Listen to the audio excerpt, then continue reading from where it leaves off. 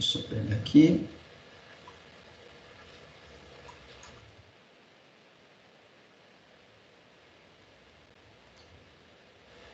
Pessoal, então é o seguinte, tá? Hoje a gente vai trabalhar com o método Simplex, né? O Simplex, aí vamos dizer assim, um dos métodos mais famosos que a gente tem na área de otimização, né? Porque exatamente ele conseguiu resolver problemas de programação linear logo ali nos, vamos dizer assim, né, nas primeiras décadas do século, né, de uma forma bastante eficiente. Tá? E então quem propôs aí foi George Dantzig, né, ele faleceu em 2005, não tem muito tempo, né, então ele era um matemático, cientista que trabalhou muito na área de pesquisa operacional, ciência da computação, né, com esses métodos. Depois quem quiser pode dar uma lida aí sobre a vida dele, mas é uma das, como eu poderia dizer, né, um dos nomes fortes, né? Se a gente pegar a lista dos top 10 algoritmos, o que vocês acham aí do último século? Quem vocês acham que está nessa lista de algoritmos que vocês já viram? O Simplex está lá. Deixa eu ver se eu acho aqui essa lista.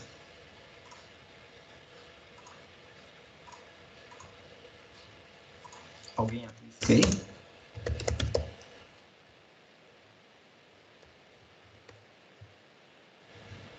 E isso depende.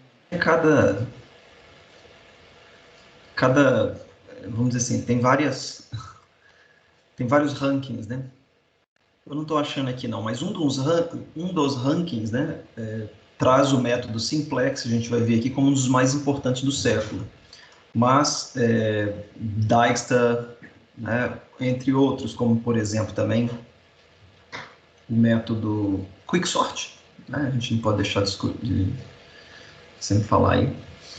Até que enfim alguém ligou a câmera. Guilherme, pode ficar à vontade aí, tá? Obrigado. Eu vou ter que Beleza. desligar, não vai ficar meio ruim a internet.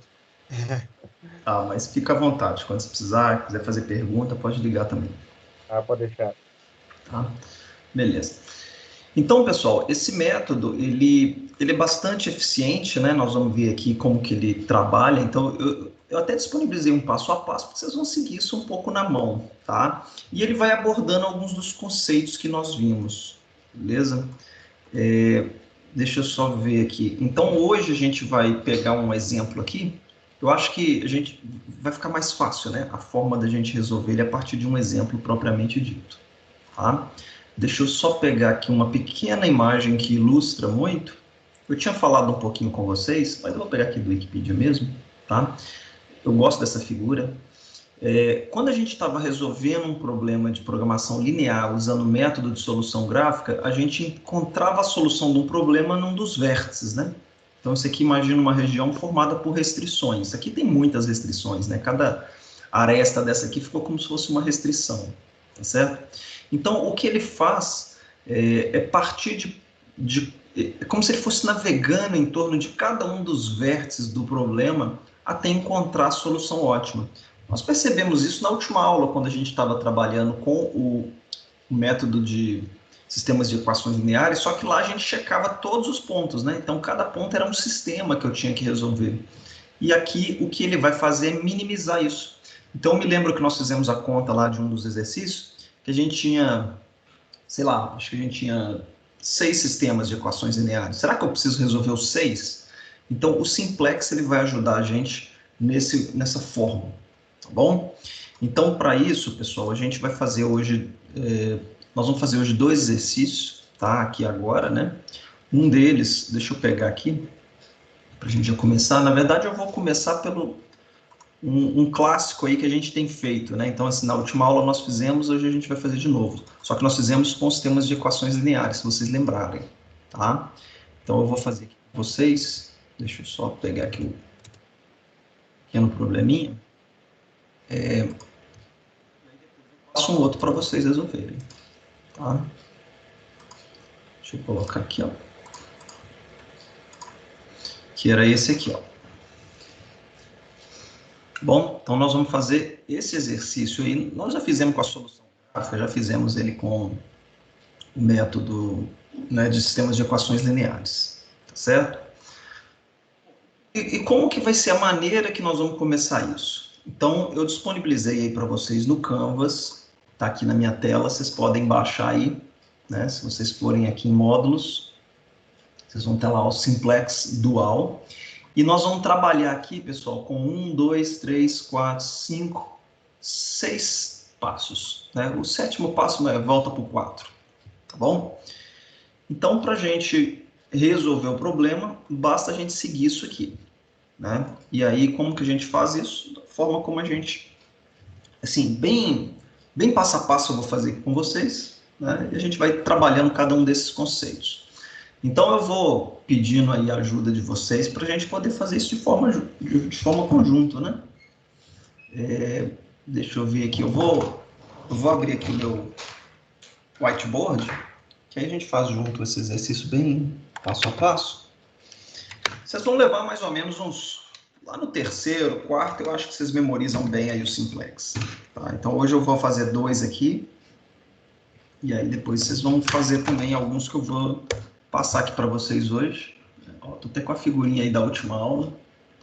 Nós vamos fazer esse aqui também. Tá? Deixa eu limpar minha tela aqui. Beleza, eu acho que eu vou até colocar aqui já o quadro. Porque aí já fica fácil da gente fazer aqui na mesma tela, tá bom? Então, deixa eu fazer assim. Vou dar um print aqui, ó. Coloco lá no whiteboard.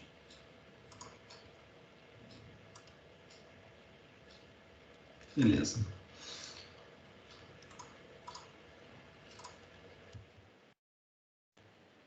Perguntou se tem a próxima lista. Henrique, tem sim, só não disponibilizei. Pensei em disponibilizar entre hoje e quarta-feira, tá, para vocês. E aí vocês entregam ela no dia da prova, né, na outra quarta. Mas eu já posso adiantar, é porque ela tem 2 tipos de exercício, da aula de hoje e da aula de quarta. Tá bom? Então tá aqui os nossos passos do nosso Simplex que nós vamos executar aqui agora, tá?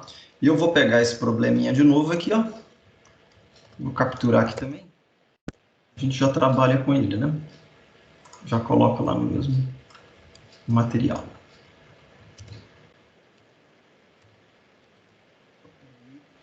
Cadê o whiteboard? Então, como resolver esse problema? Eis a questão, tá? Pessoal, então nós vamos lendo aqui juntos, peço que vocês prestem atenção fazendo, né? Beleza? Então é o seguinte, olha lá. Primeiro passo, é o mesmo passo que nós fizemos lá do exercício da última aula, né? Nós vamos inserir variáveis de folga para cada restrição. Observe o seguinte, tem algumas situações que eu vou resolver com vocês na próxima aula, tá? Algumas exceções. Então, esse método aqui, ele é o método para o problema de maximização, tá? O que significa um problema de maximização aqui para a gente? Significa que todas as restrições vão ser do tipo menor ou igual, tá? E todas as variáveis têm que ser maior ou igual a zero. E a função objetiva é de maximizar, lógico.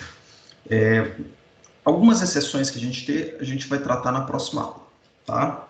Então, pessoal, quando eu reescrever isso aqui, ó, esse problema, na verdade, nós vamos ter uma variável de folga aqui que vai ser x3, né? Opa. E uma aqui nova que vai ser x4, se vocês lembrarem lá da última aula, tá bom? Então, isso aqui vai virar igualdade, né? Então, vai ficar 2x1 mais 3x2 mais x3 igual a 12. 2x1 mais 1x2 mais x4 igual a 8. Tá bom? Então, isso com a inserção das variáveis de folga. Aí, nós vamos montar, no segundo passo aqui já, então, um quadro para os cálculos, colocando o coeficiente de todas as variáveis com os respectivos sinais. E na última linha, nós vamos criar o que a gente chama de função objetivo transformada. Observem que, embora Dantzen propõe, né, o método em sua essência, tem diferentes formas de executar, né? Eu estou fazendo uma aqui, lógico, se você decidir que você vai num dos livros, inclusive nos próprios livros que a gente usa, às vezes tem um autor que faz de um jeito, outro faz de outro, não tem problema. O importante é ser consistente, tá? São métodos equivalentes, são formas de executar são equivalentes, tá? Então, nós vamos criar aqui, ó, para cada uma das nossas variáveis no nosso quadro, uma coluna. Vou torcer aqui para eu conseguir fazer hoje certinho, tá? Nós vamos ter aqui, pessoal, uma coluna que a gente chama de B. Na verdade, são termos independentes, tá? E aqui nós vamos ter a nossa base. Não, peraí. Esse X5 aí é funcional? Putz, é assim. Eu tô meio adiantado aqui as coisas, né? Valeu. Deixa eu escrever aqui base. Aliás, eu acho que eu consigo usar o teclado aqui. Não, mas acho que eu vou usar o teclado. Né? Acho que eu vou ter mais sucesso aqui. São os termos independentes, tá? Bom, vamos lá, pessoal. Como é uma tabela, alguns podem usar aí alguma ferramenta para auxiliar, tudo, né? Não faz diferença para a gente. Mas eu vou criar uma linha para cada restrição e uma para função objetivo. Então, eu vou ter 1, 2, 3. Ok? No método simplex aí, né? Na verdade, não são... Vamos fazendo aqui, o que eu explico para vocês. Aqui agora eu já tenho 2 linhas em branco para colocar dados. Ok? E agora aqui fechando. Então, beleza. Tá? Aqui embaixo eu vou chamar de Z. Como é que eu tiro essa regra aqui? Pronto. Observem que lá no detalhe do passo está falando o seguinte, aqui, ó. Função objetivo transformada. Então, vou colocar uma barrinha aqui em cima. Na verdade, nós vamos colocar os coeficientes negativos aqui da função objetivo, tá? Mas vamos lá, antes disso. Então, pessoal, deixa eu colocar aqui numa cor, vamos ver se esse verde fica bom. Nós vamos colocar aqui na primeira linha os coeficientes da primeira restrição. Então, x1 é 2. O x2 é 3. O x3 é 1. Vocês concordam que é a nossa variável de folga? E não tem nada para x4. Tá? O termo independente é do lado de cá. Vai ficar 12. A segunda linha, vou fazer seguindo o mesmo raciocínio. Então, vai ficar 2, 1, 0, 1, 8. Beleza? E aqui embaixo, o z transformado é a função objetivo com os coeficientes multiplicados por menos 1. Todas elas. Então, menos 4, menos 1. E aqui eu não tenho mais nada. 0, 0, 0. Beleza? Bom, ok. O que eu tenho aqui ainda? Aqui esse conceito é importante. Quando a gente pegou lá o sistema de equação lineares, eu falei com vocês, nesse caso aqui, por exemplo, a gente mantinha 2 variáveis e zerava outras 2. É isso? Opa, tem um menos 3 aí onde? Acho que o Igor colocou. Essa última linha é a função objetivo transformada. Tá? É minha função objetivo. 2, 3, 1. Oi? Só trocar os sinais dela? Só multiplicar por menos 1. Tá? Vezes menos 1. Beleza? Oi, Igor. Na verdade, é o coeficiente relacionado ao x1, é 4, né? Aqui, ó. Então, é só multiplicar por menos 1, menos 4. A outra é menos 1, e demais 0. Está falando na coluna do x2? 3, 1, menos 1. Não sei se entendeu aí, Igor? Acho que é diferente o raciocínio, não precisava somar, não, entendeu? Era só multiplicar por menos 1 mesmo. Tá?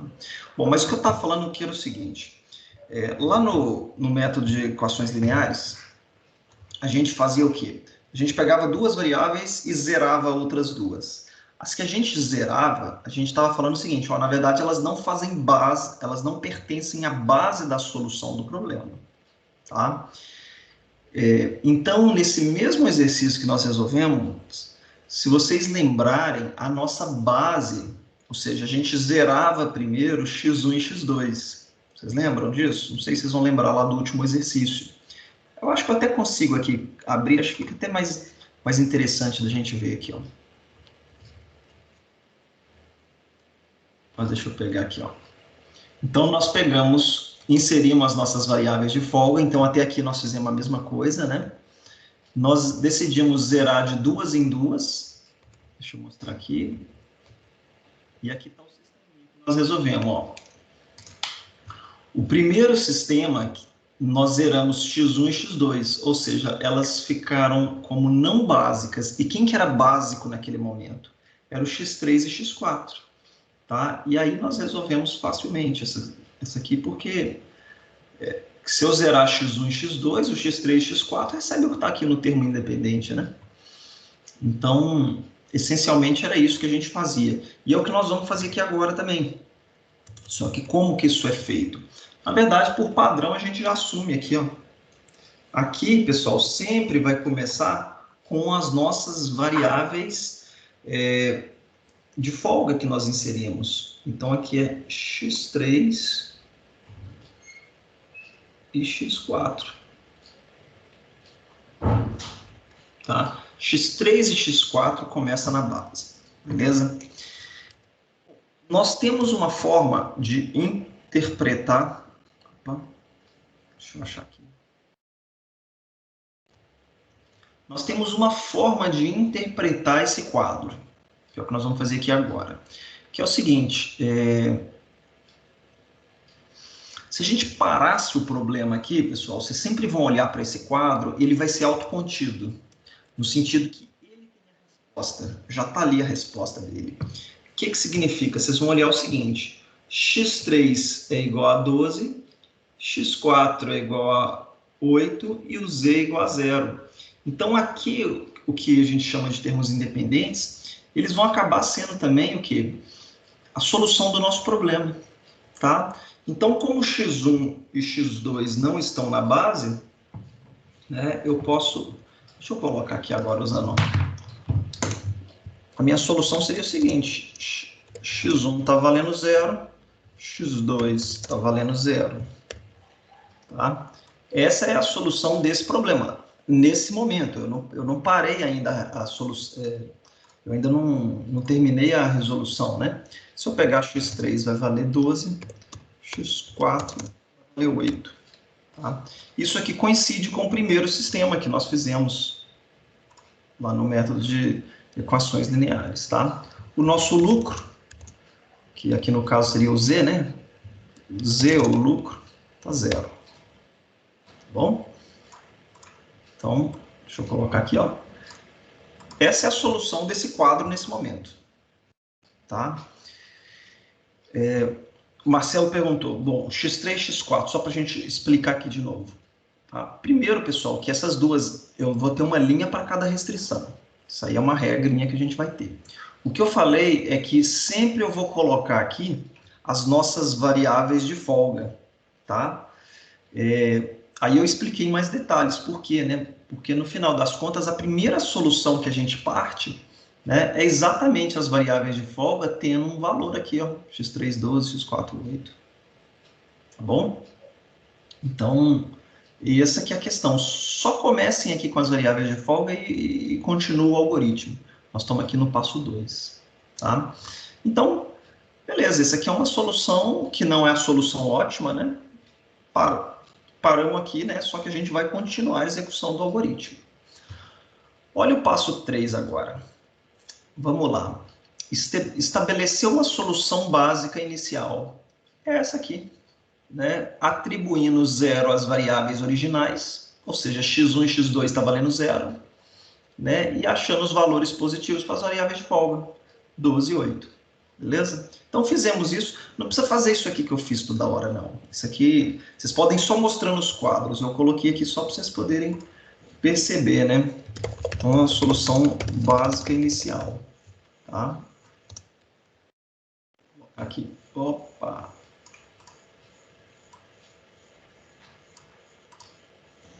Isso eu não tô lembrando. A coluna B foi gerada como mesmo? Elas são os termos independentes, que a gente chama, que é o que está do lado direito. Não, beleza, beleza. Beleza? Espera aí, só colocar aqui um negócio. Então, solução básica inicial está aqui, ó. É só o ponto de partida, né? Na verdade, ela não está aqui, ela está no quadro, né? Se você olhar, ela está no quadro, tá bom? Bom, pessoal, então, o passo 1, 2, 3 é um passo mais de preparação. Aí o passo 4, o 5 e o 6 é um passo interativo, que a gente vai ficar fazendo, tá bom? Bom, como todo algoritmo, ele tem que ter uma condição de parada, tá? E a condição de parada, ela está embutida no passo 4 aqui. Ela diz o seguinte, o que a gente vai ter que fazer aqui? De novo, eu vou voltar lá no exercício da última aula. Vamos lá, eu fiz o sistema 1. O que eu tenho que fazer para partir para o próximo sistema? Na verdade, eu preciso entender, se você olhar aqui, ó, do X, vamos colocar assim, X3 e X4, um deles vai ter que sair na base e nós vamos ter que entrar com outra, né? Aqui no caso, quem que acabou entrando, se vocês olharem? Né? Eu tinha X3, X4, eu tirei fora o X3, aqui ó, tirei fora, e trouxe quem para cá? O X2, para a nossa base, né? Estou falando aqui, a base do problema, viu, gente? Então, esse método, ele vai fazer o seguinte, ó, tira uma variável e põe outra. E olha se a gente alcançou a solução ótima. Se não, tira de novo e põe outra. Então, a gente vai fazendo essa troca, né? Aqui foi mais ou menos isso. Tiramos o X3 e colocamos o X2. Depois, nós tiramos o X4 e colocamos o X3. Será que o X2 com o X3 dá uma combinação legal? Né? Aí daqui a gente até deu um pulo maior, né? Mas eu poderia ter... Eu não segui aqui sequencialmente o entra e sai de variáveis, né? Nós fomos fazendo uma combinação simples mesmo. Mas no nosso exercício aqui a gente vai obedecer essa ordem de quem entra e quem sai aí primeiro. Beleza? Então, quem que sai da base e quem que entra? Essa é a pergunta que nós temos aqui. Tá? Então, o passo 4, ele escolhe quem entra, e o passo 5 escolhe quem sai. Beleza? Da nossa base. Tá? Então, quem que entra, pessoal? Vamos ler aqui, ó, com calma. Tá? Como próxima variável a entrar, ou seja, só pode entrar x1 ou x2, né? Porque elas estão fora da base.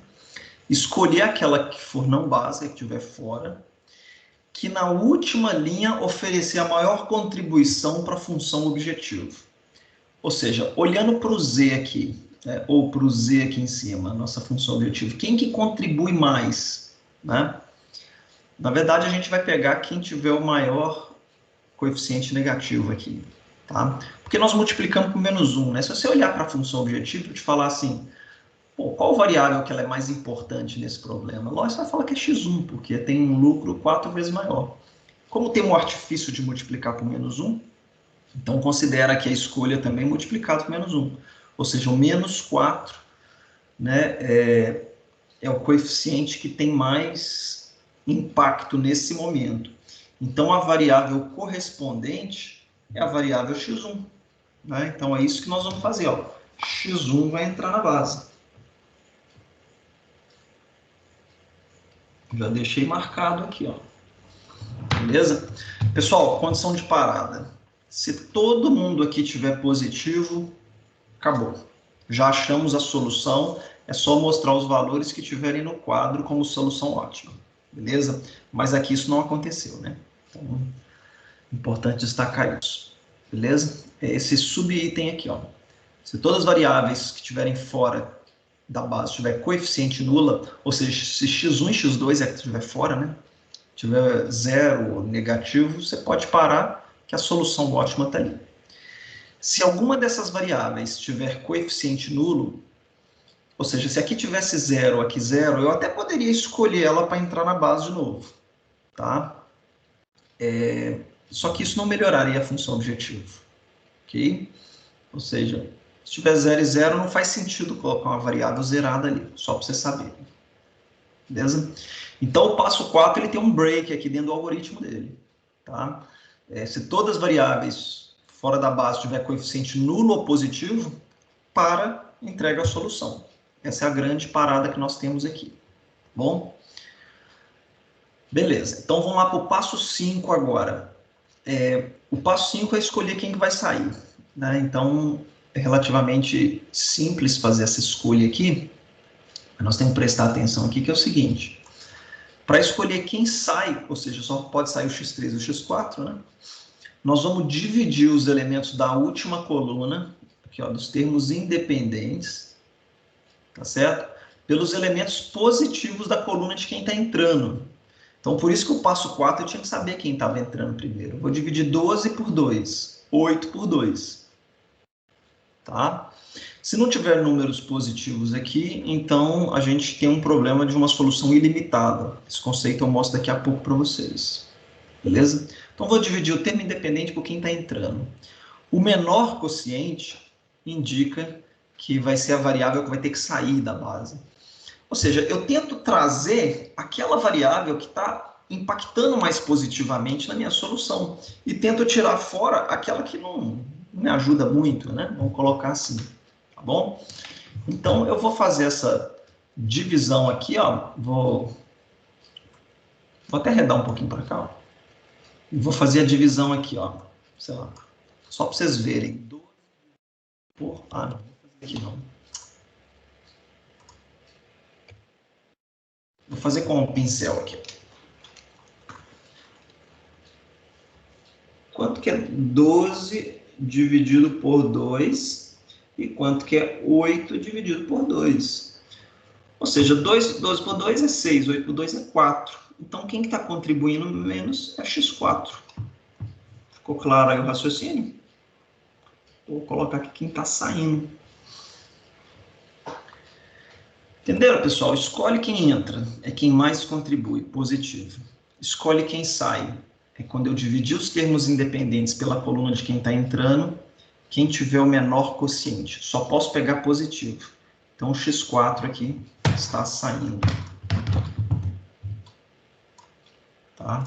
Então, entra x1, sai x4. Beleza? Acabou. Acabou a primeira iteração. Quer dizer, não acabou ainda não, né? Nós fizemos escolhas aqui. Tá? Então, a segunda iteração do simplex, para que eu possa fazê-la, eu tenho que computar uma matriz nova, tá, pessoal? E é isso que nós vamos fazer aqui agora. Tá? Como que a gente faz essa computação dessa matriz nova? Aí nós vamos usar um método, eu não sei se vocês fizeram pivoteamento de matriz. Isso geralmente quem faz cálculo numérico, métodos numéricos aprende, mas não tem problema não. Tem várias formas de fazer, eu vou fazer de uma. Eventualmente alguém aqui pode lembrar outra forma de fazer. Tá? Então, nós vamos usar operações válidas nas linhas da matriz, né? Transformando o quadro de cálculo de modo a encontrar a nova solução básica. Tá bom? Então, se vocês me permitirem, eu vou até... Como é que eu faço aqui?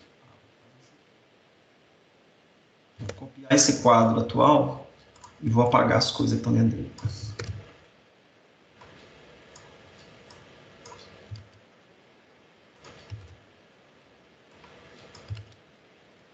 Poxa, eu não consigo. Aqui, pertinho. Estou quase fazendo outro aqui.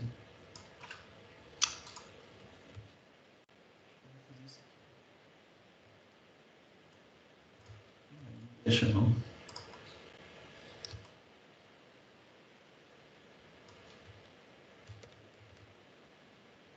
Ah, tudo bem, eu faço mais aqui embaixo, puxo para cá.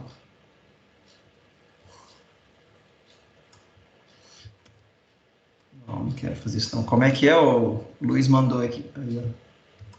Tem um mover aí? Eu consigo colar, ó. Como é que eu faço para poder mover ele? Deve ter um negócio. Ah, tem aqui, ó. Isso. Valeu. Dúvida de usuário, né? Vou apagar esse negócio aqui.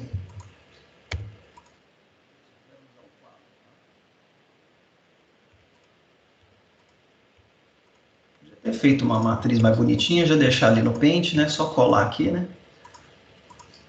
Deixa eu fazer esse negócio aqui, mas tudo bem, vamos lá. Bom, pessoal, então veja bem, nós vamos precisar agora preencher o nosso quadro novamente, tá? Só que olha só, o X3 eu até removi, nem precisava, mas o nosso X3, opa, ele vai continuar, né? O X4 que vai sair fora, né? Então, deixa eu fazer aqui já de uma vez. Agora eu vou escrever. X3 permanece, e aqui embaixo, quem que entrou no lugar foi o X1, né? Aqui, ó, X3 fica aqui. Então, nós vamos ter aqui o X1 agora, ele que entrou no nosso quadro. Beleza. Então, tá aí. X3, X1 continua agora no nosso quadro. E como que a gente faz, então, para fazer essa computação do novo quadro? Tá? Primeira coisa, pessoal, quando a gente vai fazer operações de pivoteamento, a gente tem que escolher quem que é o pivô. O elemento pivô, ele vai ser o elemento do encontro de quem entra com quem sai. Tá? Então, vai ser esse indivíduo aqui, ó, que vai ser o nosso pivô. Beleza? Eu acho que eu vou até editar aqui o documento com vocês. Na verdade, acho que já está aqui, né? A coluna da variável básica deve ser um vetor identidade. Eu não coloquei aqui o conceito, mas basicamente o pivô é o encontro de quem entra com quem sai. Beleza? Então é 2. Vocês vão ver que achar um número bonitinho igual a 2 é muito bom na hora de fazer as contas, né? Porque a gente vai fazer operações com 2, é sempre mais fácil. Imagina que fosse 13 quintos, né? Mas enfim. Então, não, eu vou fazer isso sim. Vou editar aqui, aí eu vou atualizar o documento para vocês. Vou colocar em passos aqui, ó. Escolher o pivô. Então, vou fazer aqui direitinho.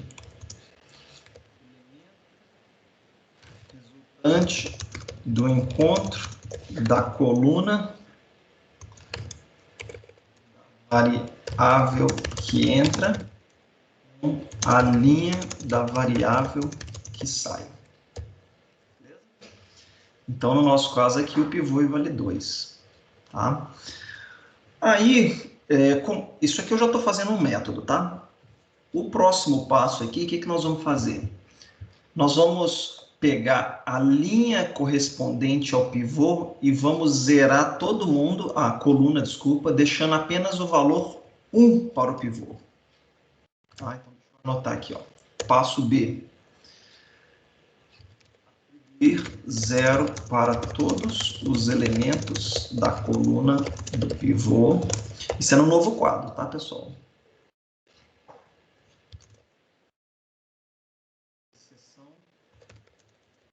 Pivô que receberá o valor 1. Eu vou atualizar isso para vocês lá no Canvas, tá bom? Então, vamos fazer aqui, ó. Nós vamos ter 0, 1, 0. Isso no novo quadro, né? 0. O pivô aqui é 1, né? A posição correspondente.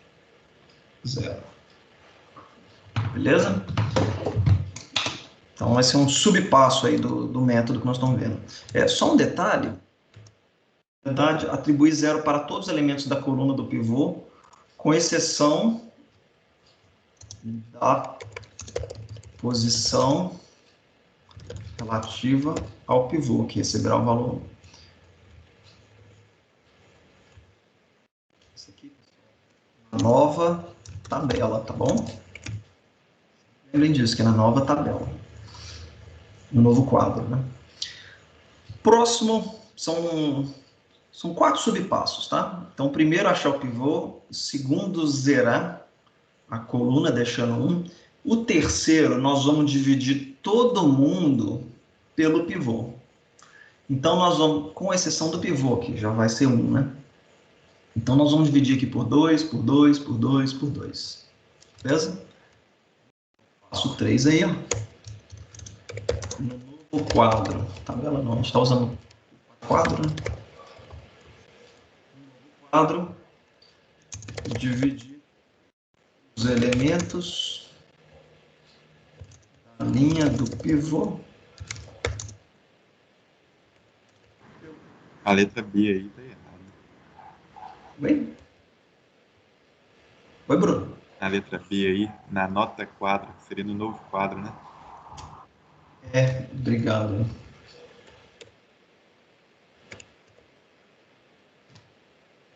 Certinho. Aproveitando aqui para atualizar no novo, né? Ok, então vamos dividir aqui todo mundo pelo pivô, olhando o anterior e escrevendo o novo. Tá? Então, nós vamos ter aqui meio, 1 sobre 2, aqui vai ser 0, né? Aqui vai ser meio, e aqui 8 sobre 2 vai ser 4. Beleza. Falta agora só mais 2 linhas.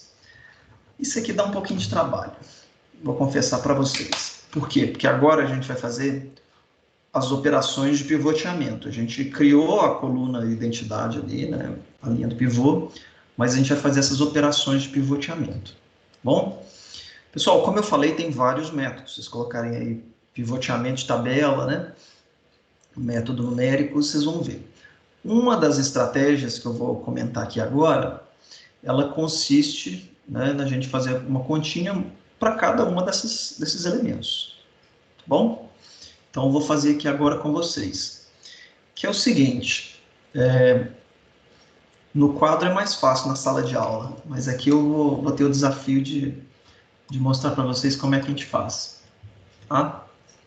Eu vou criar uma pequena pseudo-fórmula aqui, só para facilitar o entendimento. É como se eu fizesse o seguinte. Ela é pseudo porque ela não é exatamente isso. Tá? O meu novo número vai ser a diagonal 1. Opa. Vai ser o anterior menos. Opa. Fazer assim. A diagonal 1 vezes a diagonal 2 sobre o pivô. Acabou que não ficou bom isso aqui não. Ah, esse pincel aqui tá meio... Acho que tem um jeito de mexer nele aqui. Vou colocar mais fino aqui. Agora sim. Diagonal 1 vezes diagonal 2 sobre o pivô. Pessoal, eu estou falando diagonal aqui, mas não é bem uma diagonal, tá? É o seguinte, vocês estão vendo que nós vamos calcular aqui agora esse elemento, tá certo? Então, nós vamos fazer uma matriz entre esse elemento e o pivô na tabela anterior. Então, nessa aqui, ó, nós vamos fazer isso aqui, ó. Então, olha lá. Como se eu estivesse fazendo uma matriz aqui, vocês estão vendo? Então, eu vou pegar o quê? O elemento que eu vou calcular aqui é o anterior, que é 3 menos as diagonais multiplicadas dividido pelo pivô. Vocês estão vendo? Então, por isso que eu coloquei o anterior, diagonal 1, diagonal 2 sobre o pivô. Então, aqui no final das contas, vai ficar o quê? 3 menos 2 vezes 1 sobre o pivô, que é 2.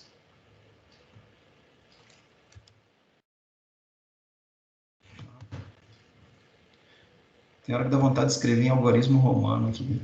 2 tracinhos, né? Fica mais fácil. Então, quanto que vai dar isso aqui? Professor, o que que é diagonal 2 a 1? Porque, na verdade... Não, por que que é diagonal? Você está perguntando? Por que que deu valor 1 para diagonal 2? Aqui, ó, porque é 2 vezes 1. Essas aqui seriam as diagonais, entendeu? Eu peguei o elemento atual menos essas diagonais multiplicadas 2 vezes 1 sobre 2. Tá, entendi. Então, o D1 e D2, na verdade, é o elemento da diagonal ali. É, exatamente. Ah, É o tá. elemento da diagonal, entendeu? Beleza. Sobre 2. Então vai ficar 3 menos 2 vezes 1 sobre 2, né? Isso aqui vai dar 2, né? Tá, então aqui vai dar 2. E nós vamos aplicar o mesmo raciocínio para os outros. Só que a gente agora vai passar para cá, ó. Olha por que eu falei que isso é um pseudo conceito de diagonal, porque não é diagonal, são os extremos. Eu vou fazer 1 menos 2 vezes 0 sobre 2, entendeu? A diagonal teria que ser diagonal mesmo, né? Aqui não é diagonal, não, são extremos. Extremos um e o outro. Então, 1 menos 2 vezes 0 sobre 2 vai dar o próprio 1, né? Porque alguma coisa multiplicado por 0. Então, aqui daria 1. Tá? O próximo elemento. 0 menos 2 vezes 1 sobre 2. Dá quanto? 0 menos 2 vezes 1 sobre 2, menos 1. Exato. E o último aí? Dá quanto?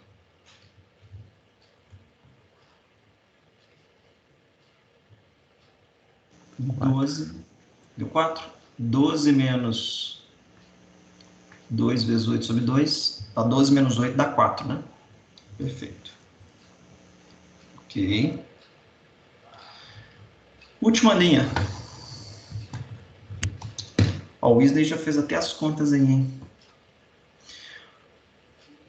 Vamos fazer aqui na última linha. Na última linha, pessoal, eu vou mudar aqui o desenho da minha matriz aqui, ó. Tá vendo? Eu tô chamando isso de matriz, né? Mas, de novo, flexibilizem o conceito de diagonal aí, senão vocês não vão sair do lugar, não. Então, pessoal, aqui vai ser o seguinte. Eu tô querendo esse aqui de baixo, né? Menos 1 menos 1 menos 4 sobre 2. Tem tanto menos nessa fórmula aqui que a gente vai ficando perdido, né? Mas vamos lá, vamos fazer esse aqui, ó. Só pra gente... Vou fazer o primeiro dessa linha aqui, ó. Menos 1, que é o que já tá lá, menos 1 vezes menos 4 sobre 2. Professor, Bem, na segunda linha aí não seria menos 4, não? Desculpa, na primeira linha. aqui? É porque já está calculado, né? Você está vendo aqui? Não, o que nós acabamos de calcular aí na primeira linha.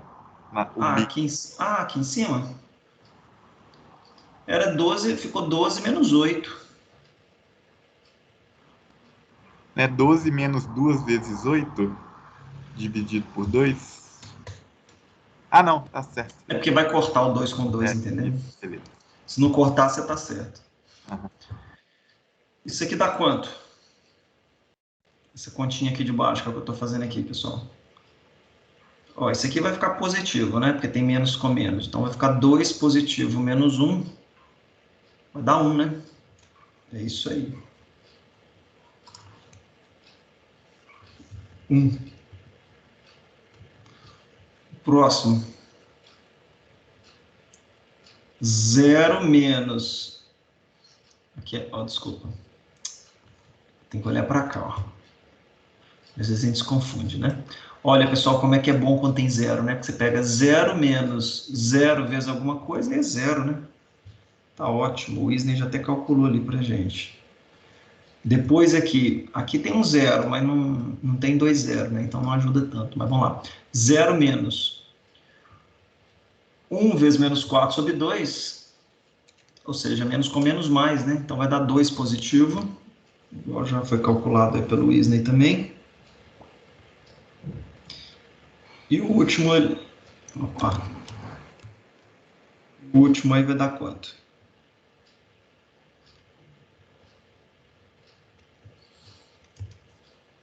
O último aqui, ó, vai ser 0 menos 8 vezes 4 sobre 2. Então vai ficar menos com menos, mais, né? 8 vezes 4, 32 sobre 2, 16. 16. Ok. Acabou. Olha lá. Vamos voltar aqui, ó. Fizemos as operações. Voltar ao passo 4, é o sétimo agora. Passo 4. Se todas as variáveis que estiverem fora da base tiverem os coeficientes nulo ou positivo, a solução é ótima. Ou seja, quem está fora da base aqui é o x. É o x2 e x4. x2 e x4 estão positivos. Então, pessoal, acabou. Já achamos a solução do problema. Qual ficou a solução do problema aqui no caso? Vamos anotar aqui, ó. Ótima. Tá, o que nós encontramos aqui? Aqui a gente vai fazer a interpretação sempre, né? O x3 ficou igual a 4, então, como eu falei com vocês, a resposta está no quadro. O x1 ficou valendo 4. Tá, então, já posso colocar aqui, ó. Então, essas aqui são as nossas variáveis básicas, né? O x2 ficou fora da base 0 e o x4 também ficou 0. Tá? Então, temos aí a solução. E aqui a gente tem o Z, ou lucro, igual a 16. Tá bom? Aqui a gente começa com negativo, mas a tendência é ele ficando positivo. Então, no próprio quadro. Difícil, pessoal, simplex. Professor, você concluiu que chegou ao resultado final? Porque o passo 4, ele fala o seguinte... a gente vai escolher quem entraria na base, né? Assim, a gente fez uma conta, bom, quem que vai entrar na base? Mas aí tem essa consideração. Se todas as variáveis que estão fora tiverem coeficiente nulo ou positivo, a solução é ótima. Todo mundo aqui, ó, tá positivo. Dá para implementar esse método aí, pessoal? Se fosse para programar, já existe, né? Não vou falar para vocês fazerem isso. Oi? Uma dúvida. Por que do primeiro quadro para o segundo quadro, o Z que era Z barra virou só Z? Eu esqueci de pôr a barra. Ah, tá. Deixa eu botar aqui. Então, o Z barra é o lucro. É o Z transformado. É só uma nomenclatura de pôr no quadro. Se alguém escrever Z aí também, esquecer a barra, não é problema isso não. Na verdade, não tem nem Z aqui, né? É lucro, né? Eu coloquei o Z barra aqui. Mas beleza, nós gastamos uma iteração, tá? Esse é o lucro 16. A base, ela sempre fica aqui, tá, pessoal? O Henrique perguntou aí. Ô, Henrique, olha só. Eu tinha o x3 e o x4. Saiu fora o x4, entrou o x1 aqui, ó. Entendeu? Então, ficou o x3 aqui, né? E aí entrou o x1 no lugar. Ficou claro? Aí eu passo o 4 e o 5, que nós fizemos lá atrás. Quem que entra é o x1, porque tinha um valor mais negativo. Quem que sai é o x4, porque a divisão do termo independente por quem está entrando, né, me fornece um valor menor. Eu vou apagar esses dois parênteses aqui, ó, porque isso aqui foi só para a gente fazer conta. Ficou claro, Henrique? Então, beleza. Beleza, pessoal. E a questão de parada ali, eu não peguei 100%, mas o Z barra da segunda tabela é porque tá todo mundo zero positivo? Isso. Todo mundo ficou é a linha zero do positivo. Z barra mesmo. É, exatamente. Ah, tá. Na verdade, você só precisa olhar os elementos que estão fora da base, que seria o x2 e o x4, porque eles são os candidatos a entrar. Então, tipo assim, se os candidatos a entrarem na base, que são os que estão fora, tiver 0 positivo, então você pode parar. Mas quando isso acontecer, os outros também vão estar positivos. Beleza? E o valor de x1 e x3 você acha igual a 4? É porque é a coluna B ou foi outra operação? Isso, é por causa da coluna B. A solução vai estar sempre embutida dentro do 4, olhando para essa coluna B aqui. Beleza. Beleza? Tá. Deixa eu ver aqui mais um detalhe para mostrar para vocês, que é o seguinte. Se a gente olhar lá o nosso quadrinho lá da última aula, nós saímos aqui da solução 1 e já fomos direto para solução 5. Vocês estão vendo? Então, nós não passamos pelo sistema 1, 3, 4. Isso é eficiente, isso é legal demais, né? O simplex, no pior caso, ele faz alguma coisa em termos de ordem de complexidade, O de m vezes n. Tá bom? N aqui é o número de incógnitas, m equações. Mas ele geralmente faz muito mais rápido. Sabe assim, aquele pior caso que raramente acontece? É mais ou menos isso, tá? Tipo do Quicksort. Exatamente. Então ele é muito eficiente. Aqui nesse exemplo ele já saiu do sistema 1 e já foi direto para a solução ótima. Pum! Né? Se você tivesse aqui, sei lá, uns 20 sistemas, talvez ele pulasse uns 2, 3. Na prática é isso. Vamos lá, explico sim, Marcelo, não tem problema. Isso aqui tem que ficar bem claro para todos, né? Mas Bom, o primeiro 0 aqui é porque a gente coloca 0 para toda a coluna do pivô, com exceção do pivô que fica 1, né? E aí o que nós fizemos aqui, para cada uma dessas posições, é usar essa formulazinha aqui que eu mostrei para vocês, tá? Então, por exemplo, eu queria calcular esse valor aqui, que acabou ficando 1.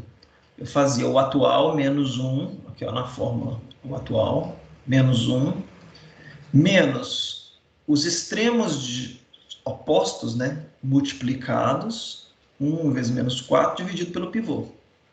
Foi isso aqui então, lá, menos 1 menos os extremos 1 vezes menos 4 sobre 2. Beleza, Marcelo? Isso aqui deu 1. Aí quando eu avanço para o próximo, mesma coisa. Então é 0 menos 0 vezes alguma coisa, aí deu 0.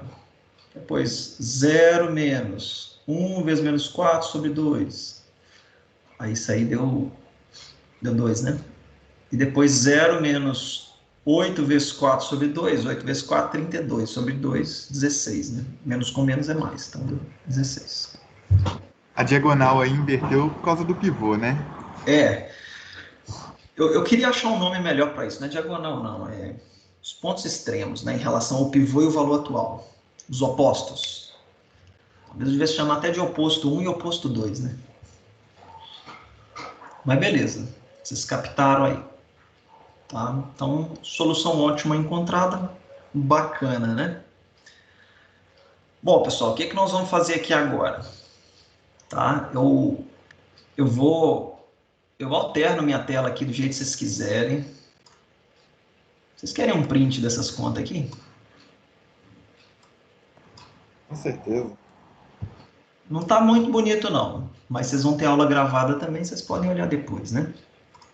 Deixa eu fazer uma captura aqui, e aí eu colo aí no chat, porque vocês vão fazer um outro agora. Na verdade, na última aula nós fizemos 2, se vocês lembrarem. É o próprio segundo lá da última aula. Tá? Deixa eu abrir ele aqui para vocês. Método simplex.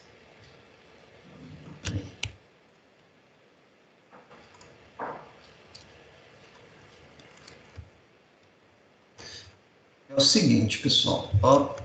Deixa eu achar, minha tela sumiu aqui. Vocês vão fazer esse aqui, tá? Eu vou ajudar vocês aí, lógico, mas esse aqui é o que nós fizemos lá na última aula. Só um detalhe que eu queria contar aqui, né? Só algumas dois conceitos, tá? Isso aqui a gente vai ver na próxima aula, mas existem alguns casos especiais, tá? Isso aqui eu tinha falado quando eu falei sobre vamos dizer assim, né, sobre... A gente estava resolvendo graficamente, mas vocês lembram que eu posso ter o quê? Infinitas soluções ótimas. Às vezes a minha função objetivo coincide com... Nós vamos fazer ele agora, tá? Então eu posso... esse aqui é o caso quando você tem lá na linha Z, imagina que tem duas variáveis para entrar e as duas têm exatamente o mesmo coeficiente. Então, às vezes, não faz diferença, você acaba escolhendo uma ou outra, você pode ter mais de uma solução, tá? Mas, enfim. Outro caso, pessoal, eu posso ter um problema de programação linear ilimitado. O que significa isso? Imagina que eu quisesse maximizar e tudo isso aqui fosse região viável, ou seja, a minha região não é bloqueada, né? Então é um problema ilimitado. O problema quando é limitado é como se eu falasse assim para você, maximize z que é igual a 3x, mas não tem restrição nenhuma. Você vai falar, seu x então pode ser infinito, né? Isso geralmente é um problema na modelagem, está inconsistente, bom? Está faltando alguma restrição. Então esse é o ilimitado. E nós temos o inviável, que é quando a nossa região viável está vazia, ou seja, não tem nenhuma solução ali dentro, né? Então, aqui, por exemplo, eu tenho uma restrição apontando para baixo, outra para cima, eu não tenho absolutamente nada aqui. Então, são situações que podem acontecer na solução gráfica ou no método de sistemas de equações lineares ou no próprio simplex, que a gente, no algoritmo, eu coloquei para vocês aí, algumas situações podem acontecer. Vamos fazer um exercício aí agora. Queria que vocês fizessem esse aí, que é um dos clássicos nossos, né? Que a gente está trabalhando aqui. Eu vou colocar aqui no chat. Eu acho que eu vou deixar projetada a minha tela da resolução, que aí fica, acho que pode facilitar mais aí para vocês, tá? Deixa eu colocar. Bom, o propósito nosso agora seria vocês fazerem exercício, tá? Eu queria que vocês fizessem pelo menos um quadro aí, e a gente confere aqui, mas eu também queria dar uma olhada no exercício da lista 1, né? Como é que a gente resolve aqui? Vamos fazer isso? A gente faz uma iteração e aí a gente faz um exercício da lista 1. Se alguém quiser um exercício da lista 1, pode pôr até no chat aí para eu organizar aqui qual que eu abordo com vocês também, tá?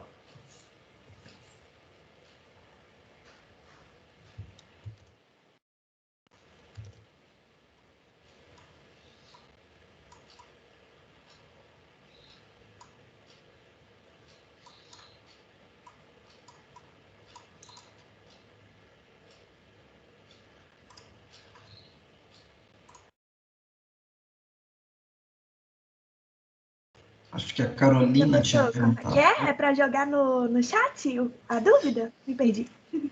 Na verdade, eu queria ter uma ideia de qual exercício da lista 1 vocês querem fazer. Ah, tá. Vou mandar.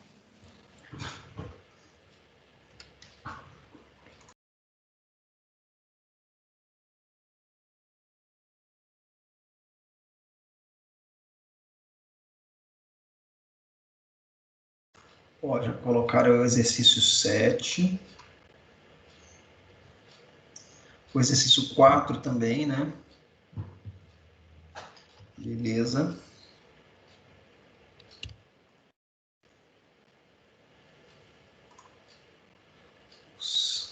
Bom, 4, 7, 6, 10. Se eu for fazer todos esses, beleza. Mas eu faço algum, não tem problema não, mesmo que seja para entregar. 7, 10, 11, 13. Alguns são difíceis, outros faltam dados no enunciado, vocês têm que assumir, né? Mas eu posso fazer daqui a pouquinho, vamos fazer o seguinte, 10 e 10, pessoal, eu vejo o que vocês fizeram aqui, vocês podem postar o quadro Simplex. Eu queria o original e mais um, tá bom? O original tá tranquilo de montar, né, pessoal, em cima desse exercício. E mais um já calculado, tá? E aí eu mostro uma solução e abordo com vocês um exercício pelo menos hoje.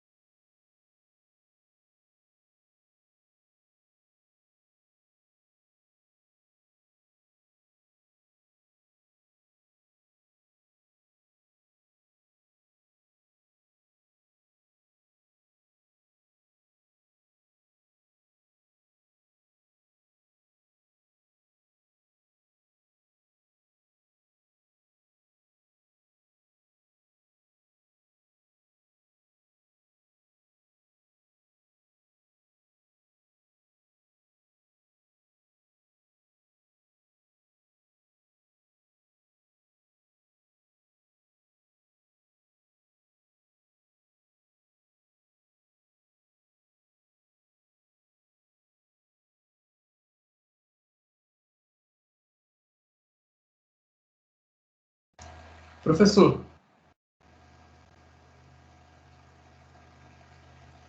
Sim? o que eu faço quando eu tiver uma variável que o valor está sendo dividido por zero? Eu só ignoro? Você ignora ela. Falei.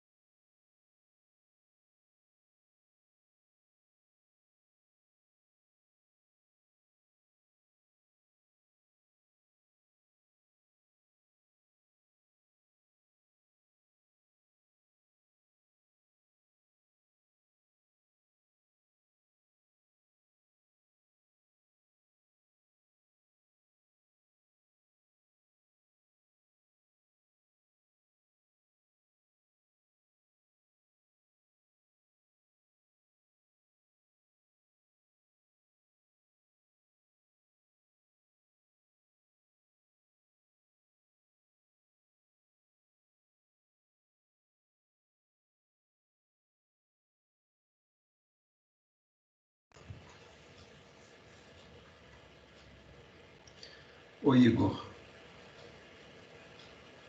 Na verdade são 3, está faltando um 0 aqui em cima. Você tem razão. Mais x5. Mas aqui nas restrições ela já está aqui, beleza? Foi só aqui em cima na função objetivo que eu esqueci de colocar mesmo. Bom, pessoal, vou montando aqui o quadro com vocês. Vocês podem continuar aí, quem já está no segundo quadro, né? Mas só para quem quiser acompanhando, eu vou fazendo aqui, né? Então, o primeiro quadro ele vai ser basicamente a inserção dos coeficientes do problema original juntamente com as variáveis de folga, não é isso? Então, nós vamos... Quem que vai estar na base aqui inicialmente? São as variáveis de folga, tá? x3, x4, x5. Elas vão estar aqui, ó. Tá. Deixa eu pegar outra cor aqui, ó. Então, vou ter aqui x3, x4 e x5, a nossa base.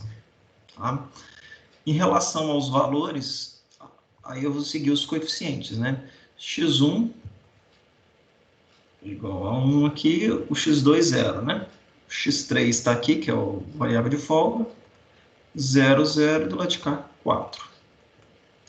x4, ó, quer dizer, a segunda restrição, eu vou ter 0, eu vou ter 1 para o x2, 0 aqui, 1 para o x4, 0 e 6. Última restrição, 3, 2, 0, 0, 1, liquida 18. Tá? Calma que nós vamos chegar lá. Eu ainda não sei não, Gabriel. Não é 0 não, é? Não sei, tem que ver. Acho que não. Bom, e o z aqui é a função objetivo transformada, então, menos 3, vou pôr o z aqui transformada lá, só para não esquecer, né? Menos 5 e o restante é 0. Nós vamos chegar lá agora, Gabriel. Primeiro, pessoal, quem entra e quem sai.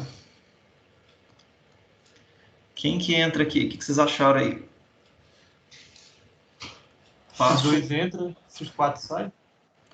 X2 entra, perfeito, maior quociente.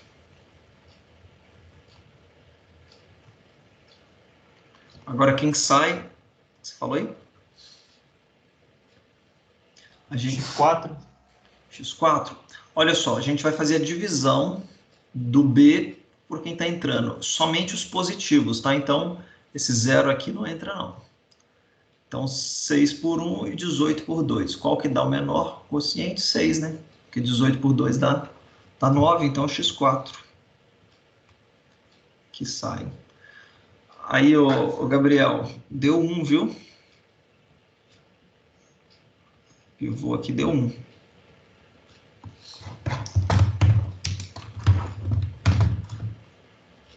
Então, entra x1. Importante vocês deixarem no quadro. X2 tá certo. É, x2 que entra, tá certo. E sai o x4. Não precisa ficar deixando as continhas próximo ao quadro não, pessoal, mas isso aqui é importante. Vocês destacarem aí quem está entrando e quem está saindo, viu? Acho que essa vale a pena. Ok. Então, nós vamos poder fazer a computação agora da próxima matriz, né?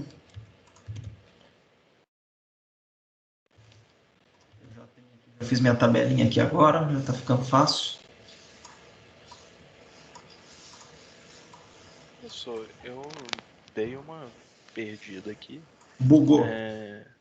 Qual que é o critério para a gente saber o cara que sai mesmo? O cara que sai aqui, ó. Para escolher a variável que deve sair, você vai dividir os elementos da última coluna pelos correspondentes positivos aqui da coluna de quem está entrando. E aí você pega o menor quociente. O menor quociente indica a equação. Como o 0 tá ali, você não conta ele. Porque eu achei que o x3 sair. Não, na verdade vocês podem ignorar se for negativo ou 0 aqui. Ok. Beleza? Professor, como que um cara desenvolve um algoritmo desse? Como que ele chega no raciocínio, né? Bom, programar agora que vocês já sabem é fácil, né? Mas como é que ele chegou? Geralmente, o pessoal que faz esse tipo de algoritmo, eles desenvolvem isso a partir de uma série de provas matemáticas de alguns conceitos, entendeu? É muita viagem mesmo, né? Mas, por exemplo, quando a gente pegou ali e nós fizemos vários sistemas de equações lineares, nós fomos resolvendo, né? Ele consegue enxergar alguns teoremas por trás dessa parte de pivoteamento, que me leva a fazer uma substituição de uma coisa pela outra. Eu poderia dizer que é por aí. É muito doido, viu? Não é tão simples o raciocínio assim, né? Tipo, mas é uma visão muito matemática, né, da coisa. Tá? Não é à toa, né, pessoal, que é um dos métodos que mais revolucionário, igual eu falei com vocês. Outros que vieram muito em cima desse princípio, né? Você vai fazendo variações e tudo. Eu não entrei com vocês na parte de prova matemática. Na quarta-feira eu vou trazer algumas coisas a mais, tá? Assim, a gente vai dar uma aprofundada um pouco nisso. Mas hoje eu estou fazendo assim, né? Segue os caminhos e tudo. A gente vai discutir algumas coisas. Mas você tem razão, Bruno. Não é trivial, não. Um dos métodos que a gente vai ver em programação não linear, quem propôs foi um conhecido seu aí, Isaac Newton. Tá? E é um método inspirado num modelo físico, né? Assim, você está procurando o ponto de mínimo de uma função, imagina que você solta uma bolinha, né, dentro de um buraco e ela vai circulando até chegar no ponto de mínimo. Ele usou o conceito de energia, de movimento, para poder achar isso também. Então, cada um vai numa linha, né? O Newton vai mais lá no cálculo e nos fenômenos físicos. E a gente tem aí também John Holland, na década de 70 em diante, que se inspirou na biologia, algoritmo genético, teoria de Darwin. Então, cada um com uma inspiração aí, né?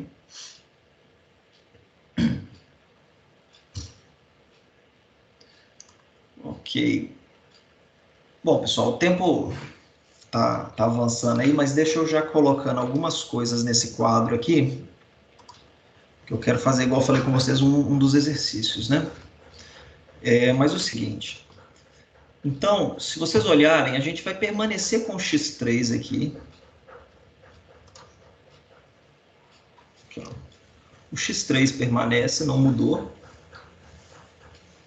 O x5 também permanece. O que nós trouxemos para cá foi no lugar do x4 e x2. Beleza?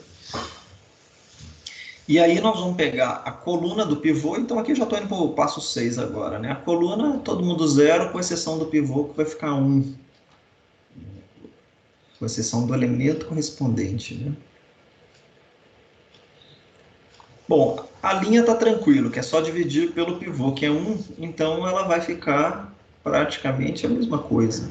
Aí é bom, né? E agora? E as demais operações? Alguém fez aí? Primeira linha, como é que ficou?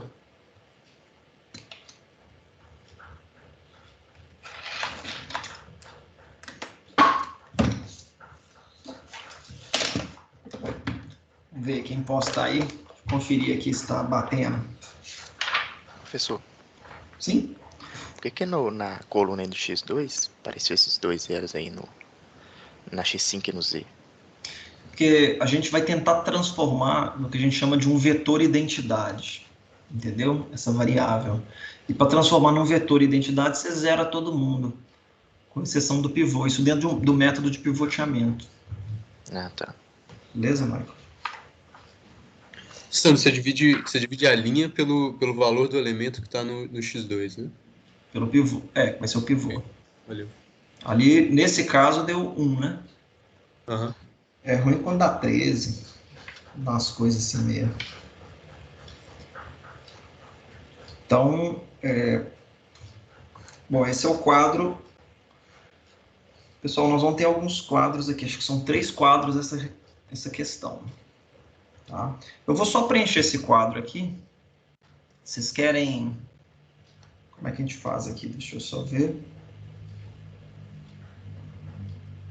Eu vou fazer esse aqui, pessoal, e nem que a gente termine ele na próxima aula. Ó, o Isney colocou aí. Vamos ver se o que deu aí o Isney. 466 aqui na última coluna, tá certo. Deixa eu pegar aqui 0100, certinho. 01, 01, 06, 300, menos 2, 1, 6, menos 300, 50, 30. Tá certo aí a resposta do Isney. Pessoal, podem olhar pelo chat aí, para vocês verem, mas o curioso é que ele já foi para a solução 30, né? Cujo o Z é 30. Se a gente pegar lá de novo, eu sei que toda hora... agora já não tem mais, não. Eu ia comparar o exercício que nós fizemos em sala de aula, mas ele já deu um passo bem grande, né? Depois ele vai para a próxima. O Z vale 36, a solução ótima. Mas assim, ele saiu do 0, vai vir para cá, vai valer 30, né? E depois vai ter mais um quadro que ele vai para 36. Algumas coisas que você pode fazer aí, eu não sei se é bom ou se é ruim, que é o seguinte: calcula a primeira do Z, e aí, se você já vê que já tem positivo, você já fica feliz, né? Mas o problema é que se você já vê que tem um negativo aqui, você fica triste. Você sabe que vai ter mais uma iteração. Então, foi o que, né, fazendo a continha aqui, ó, o que vai valer aqui? Vai ser o atual, que é menos 3, vezes as diagonais multiplicadas, menos 3 vezes 5 menos 0, menos 5 vezes 0, vai dar 0 sobre 1, né? Então, aqui já vai ficar menos 3. Ou seja, para tristeza, aí a gente já percebeu que tem um negativo e que nós vamos precisar fazer mais conta. Tá? Mas aí, o que eu vou deixar aqui é vocês treinem, né, essa estratégia aí que nós fizemos ali no outro, para vocês verem o resultado. A tabelinha que o Isney colocou aí está certo. Acho que a última também está certo. Deixa eu só confirmar aqui, que aí vocês já ficam, né, com os resultados aí, ó. O Isney 0, 0, 1, 2 terços. Deixa eu ver aqui se o Isney colocou aqui menos 1 terço, está certinho. 0, 1, 0, 1, 0, 6. 1, 0, 0, menos 2 terços, 1 terço, 2. 0, 0, 0, 3, 1, 36. Então, o Isney já pôs o gabarito aí para vocês conferirem. Por que eu não vou fazer todas essas continhas agora? Porque eu ainda quero aproveitar uns minutinhos aqui para fazer pelo menos um exercício de modelagem, pessoal. Tá? Então, a Carolina, eu vou pegar o que a Carolina colocou aqui, e na quarta eu faço mais. Na quarta talvez eu até comece a aula pelo exercício da lista, pode ser? E aí depois a gente avança aqui. Então, a Carolina pediu o exercício número 4. Foi isso, Carolina?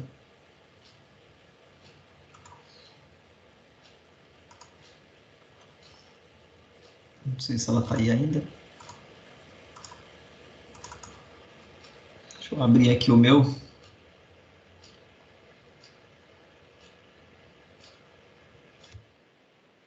Lembra que a seção 2, pessoal, tem exercícios resolvidos, e depois a gente tem a seção 3, né? Que são exercícios propostos, tá? No capítulo 2. Deixa eu ver aqui, ó. Tem um aqui que tem até uma caveirinha, vocês estão vendo, né? Esse aqui nós vamos usar conteúdos lá do próximo. Tem uns exercícios de modelagem que a gente precisaria ver algumas coisas que nós vamos ver mais adiante na disciplina. Bom, aqui sim, ó, começam os exercícios propostos, seção 2.3. Tá? Então, deixa eu pegar aqui, ó, o exercício 4. Eu vou dar uma ideia aqui, vamos ver se eu consigo modelar alguma coisa com vocês. Mas isso aqui é o seguinte, pessoal, então você tem uma empresa lá de reflorestamento, hoje está na moda nessa parte de agronegócio, né? Agrotech, startups focadas em agronegócio, aí, ó. E aí é o seguinte, você tem áreas para plantio em 4 municípios, né? E a empresa, ela considera algumas espécies de árvore, pinos, carvalho, nogueira, araucária. São 4 espécies que ela pode plantar.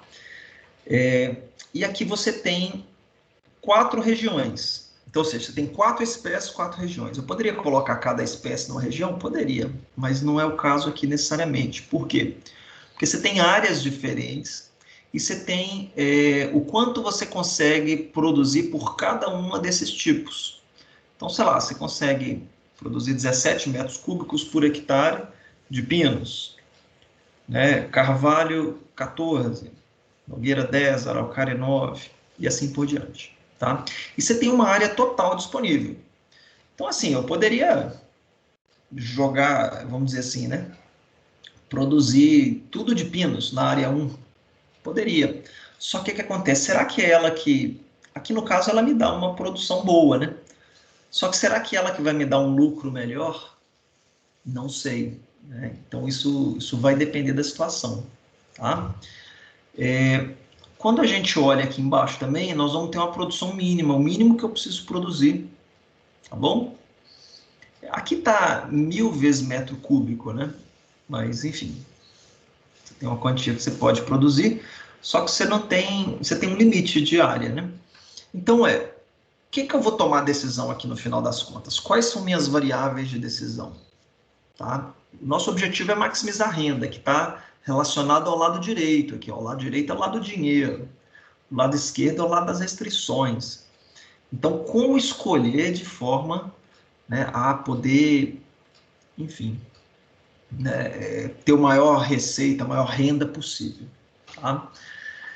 Pessoal, o que vocês podem decidir aqui no final das contas é o seguinte, é uma decisão muito simples. É o que eu produzo de cada uma dessas coisas em cada uma dessas áreas. Então, se eu tenho 4 espécies, né, e eu tenho 4 áreas, na verdade, eu posso tomar 16 decisões. Tá? Porque eu vou falar pinos em cada uma das áreas quanto. Então, cada uma dessas áreas é uma quantia. Carvalho, mesma coisa. Nogueira, Araucária. Então, nós vamos ter aqui, no caso, 16 variáveis de decisão, né, para esse problema, que podem ser nesse formato assim, ó.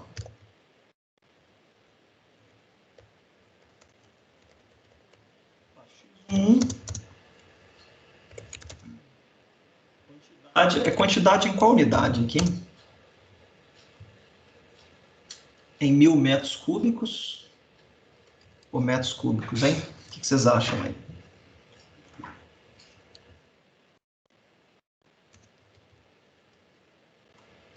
Hectares. Metro cúbico.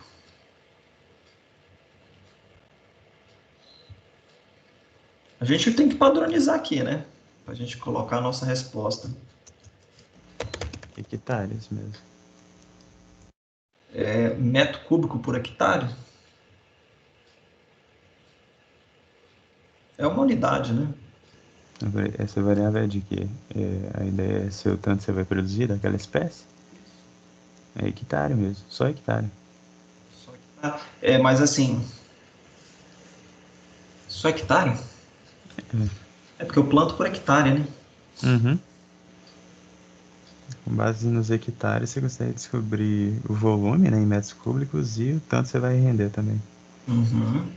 Então, olha só, eu posso pegar aqui o X1 para ser produzido de pinos na região 1, na área 1. Vamos colocar assim... Vou inverter aqui, ó, na área 1.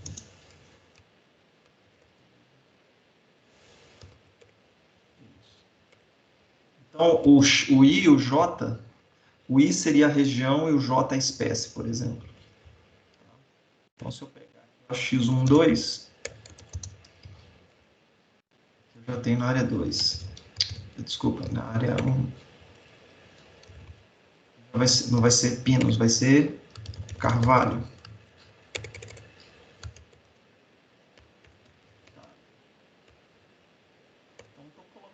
Só para vocês verem, né? Mas isso aqui vai me dar...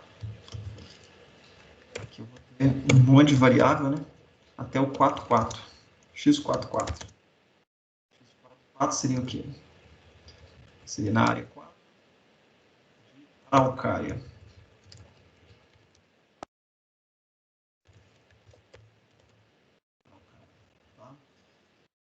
Então, isso são as variáveis de decisão, né? A função objetivo, nós vamos tentar maximizar o que ele chama de renda, né?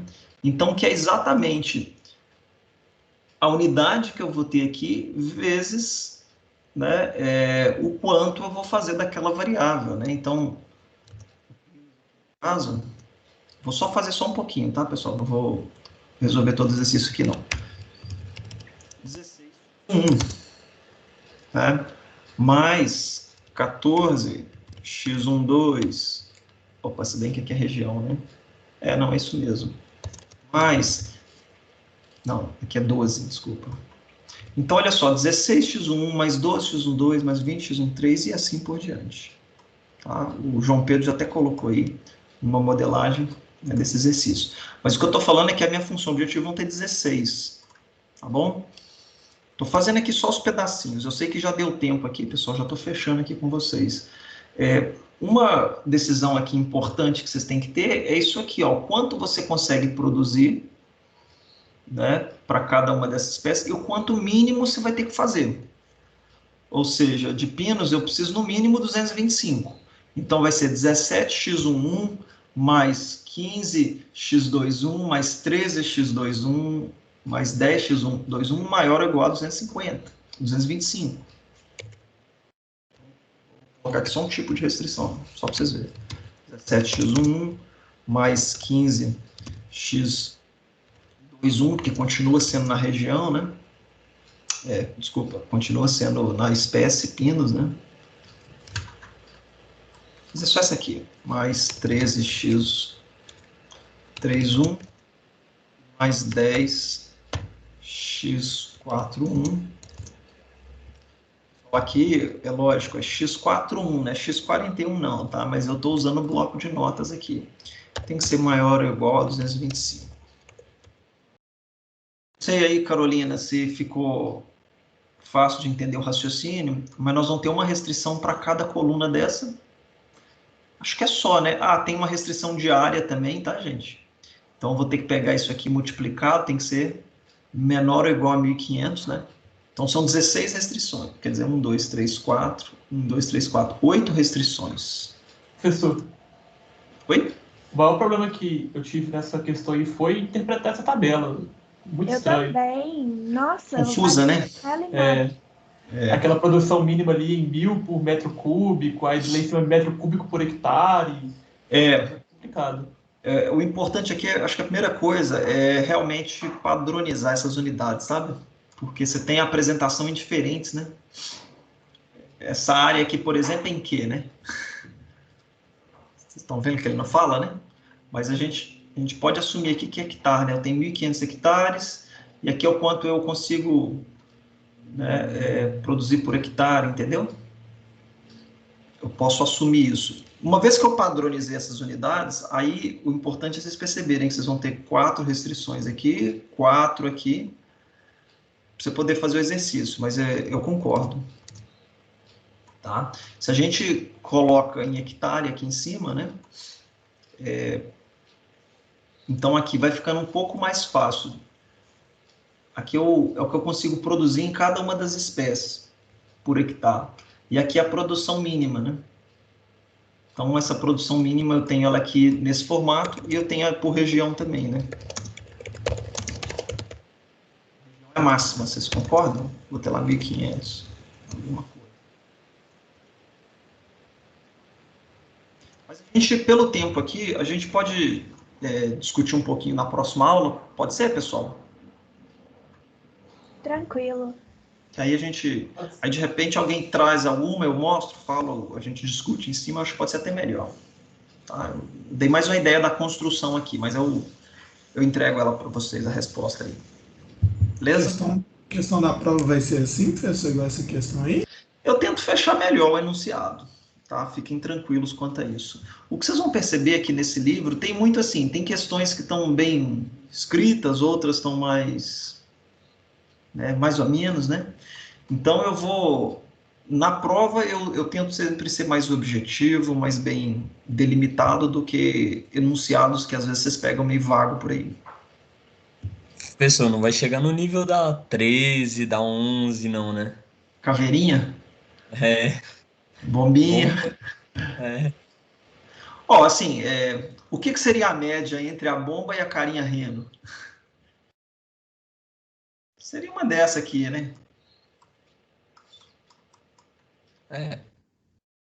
Ou põe uma de cada, né?